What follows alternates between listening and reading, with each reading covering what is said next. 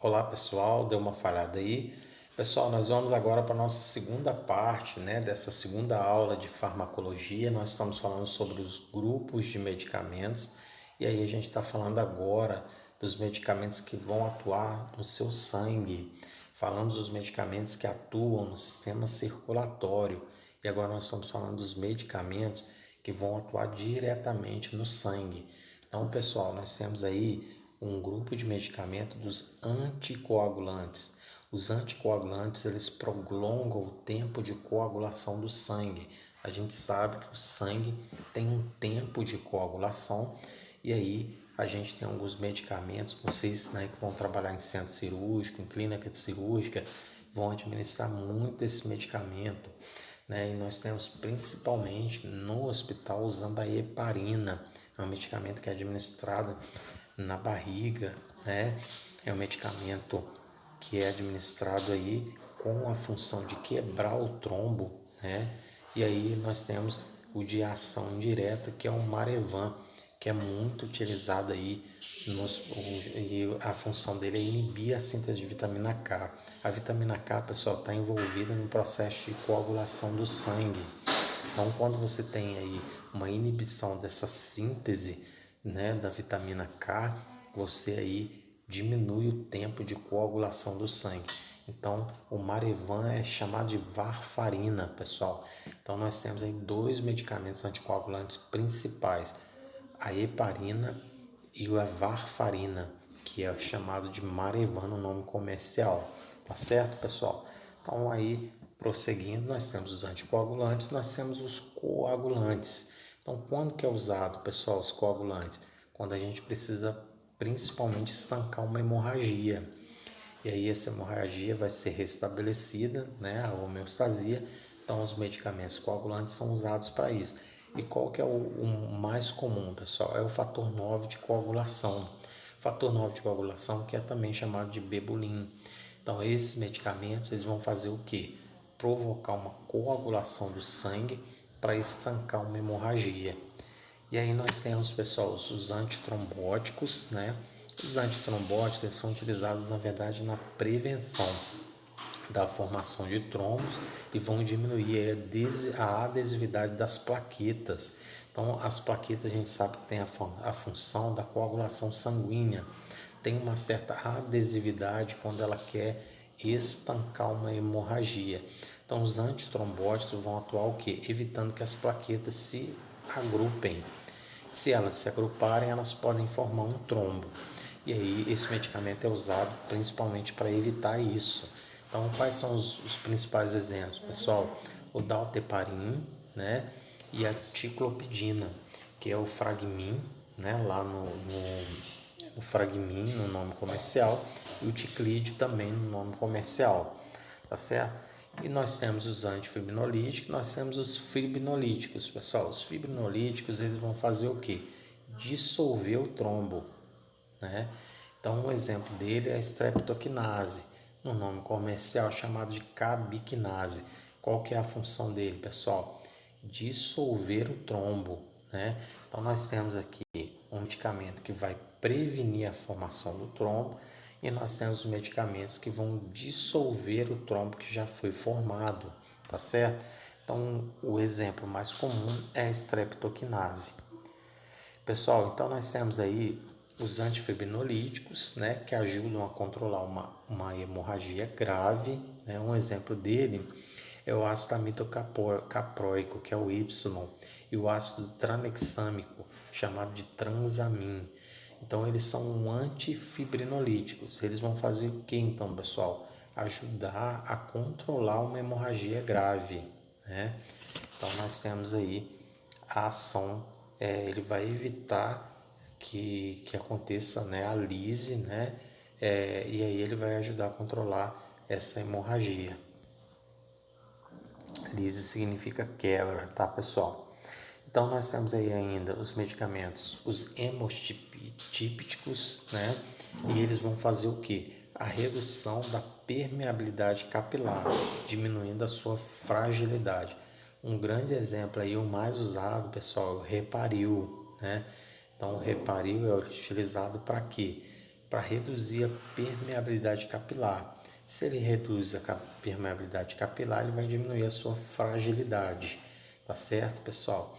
E a minafitona, né, que é chamada de capilarema, também conhecida aí na utilização aí pela Rename, é um medicamento presente aí na Rename, não faz parte da farmácia básica, mas são medicamentos bem usados. E aí, pessoal, nós temos os medicamentos agora que vão atuar no sistema respiratório. Então, os que atuam no sistema respiratório, nós vamos começar aqui pelos calmantes da tosse, os antitussígenos, né? A gente sabe que a tosse, pessoal, é um processo natural muito importante, né? Mas a tosse ela tem que ser produtiva, ou seja, o mecanismo da tosse é para expulsar, né, ou aumentar aí a ação, né, das células que vão eliminar o muco que fica geralmente ali preso na nossa via aérea, né? E o calmante, o antitussígeno, o que ele vai fazer? Ele vai acalmar a tosse improdutiva. Então ela vai agir onde? Ela vai agir sobre os centros deflagradores da tosse no sistema nervoso central ou diretamente na árvore respiratória. Então nós temos exemplos, os opiáceos, né? O xarope de codeína, por exemplo, ele faz uso do ópio, né? Uma droga bem forte. E os não opiáceos, que é a dropopsina, né? Que é chamado de Notus, né? E nós temos também o dextrometorfano, que é o Silêncio, muito conhecido também, que são medicamentos que são o que, pessoal? Antitussígenos, ou seja, vão atuar lá no seu sistema nervoso central, evitando o mecanismo da tosse. E qual tosse, pessoal? A tosse improdutiva, aquela tosse que a pessoa tosse, principalmente por um processo alérgico, e não é um processo mecânico, que aí sim teria uma ação muito importante a tosse para conseguir expulsar aquilo que está preso na sua via aérea. Nós temos os mucolíticos, né? Toda vez que falar lise, pessoal, é quebra. Então ele vai quebrar o que? O muco. Então aquele muco que está muito espesso, aquele catarro, né? Aquela secreção que está muito espessa, a gente vai usar o que? Um mucolítico. Ele vai diminuir o que? A aderência dessas secreções. Então às vezes a secreção está tão aderida que ela fica toda aderida na sua árvore brônquica, e aí os medicamentos mucolíticos vão lá e vão quebrar, né, essa aderência, fazendo com que você consiga expelir através da tosse essa secreção que fica agarrada lá no pulmão. Então os grandes exemplos, pessoal, muito comum, o ambroxol, que é o mucosolvan, né, a acetilcisteína, que é o fluimicil, e a bromexina, que é o bisolvon. Eu fiz muito uso desses medicamentos, todos esses. Eu tenho asma, né, e tenho bronquite também. Eu acho que vocês já perceberam nas aulas uma certa dificuldade tem na hora de respirar, né? E esses medicamentos já fiz muito uso dele. Então são medicamentos mucolíticos que vão fazer o quê? Eles vão quebrar, né, a aderência dessa secreção, fazendo com que você consiga eliminar. Então os exemplos mais importantes estão aí embaixo, pessoal. Então nós temos aqui ainda os expectorantes. Os expectorantes, eles favorecem a tosse produtiva e vão promover a eliminação da secreção. Então nós temos aí, pessoal, muitos medicamentos, né? Nós temos aí a guaifenazina, que é o polaramine, que é um expectorante também, né? Então o polaramine é muito utilizado aí, e ele é o que? É um expectorante que vai favorecer uma tosse produtiva. Então vai promover o que, pessoal? A eliminação das secreções. Essa é a função de todo xarope expectorante. Tenho certeza que vocês já ouviram falar muito no Vic, né? O xarope do Vic aí é um exemplo. Então nós temos aqui, ó, esses medicamentos são à base de quê, pessoal? De guaifenazina, né? Que são medicamentos que vão favorecer a eliminação das secreções, tá certo? Então nós temos aí, pessoal, agora esses são medicamentos muito utilizados, que são os broncodilatadores. Os broncodilatadores, pessoal, o seu bronco ele tem ali o lúmen, né, por onde passa ali o ar, né?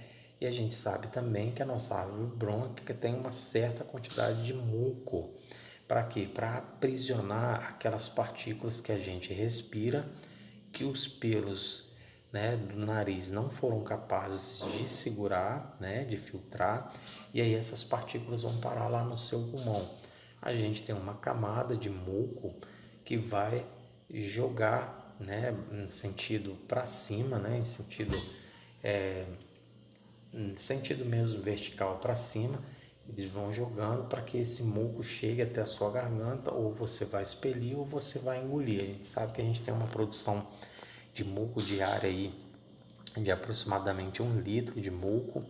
Esse muco geralmente a gente se mistura com o bolo alimentar, com a saliva, e a gente acaba engolindo esse muco. E aí nós temos então, pessoal, ainda nós falamos o que? Falamos dos medicamentos mucolíticos, falamos dos antitussígenos, né? E agora nós estamos falando dos broncodilatadores. Eles vão dilatar os brônquios, promovendo uma aerificação, né, da árvore brônquica. Ou seja, pessoal, vão favorecer a entrada do ar, né? E aí os mais comuns, os exemplos, salbutamol, né, chamado aí de aerolim, que é a bombinha, né, a famosa bombinha. Nós temos a terbutalina, que é o Bricanil. Nós temos o fenoterol, que é o Berotec. Nós temos o ipratrópio, que é o Atrovent. E nós temos a teofilina, que é a aminofilina. Pessoal, todos esses medicamentos, né, eles vão atuar aí na sua via aérea, porém os mesmos receptores para a parte respiratória são os mesmos que tem no coração. Por isso que existe uma ligação muito forte entre o seu pulmão e o seu coração. Então, os receptores, tanto para o coração quanto para o pulmão, são iguais. Por isso que todos esses medicamentos promovem um aumento da frequência cardíaca, né? E dependendo da quantidade que você faz uso, é muito comum ter uma taquicardia depois do uso desses medicamentos, tá? Então fiz muito uso de todos esses medicamentos aí. O Bricanil, por exemplo, é um medicamento que eu fiz uso e que toda vez que eu tomava eu me sentia muito mal, uma frequência cardíaca aumentava bastante, né? E nós temos aí outros exemplos também. Vocês vão fazer muito esses medicamentos na nebulização, pessoal. Quais medicamentos principalmente? Berotec e Atrovent, que é, né, você vai fazer, a gente ainda vai estudar sobre as vias aí, a forma dos medicamentos. No caso, esse medicamento é um medicamento inalatório, e aí você faz o uso lá para a criança ou para o adulto fazer a nebulização.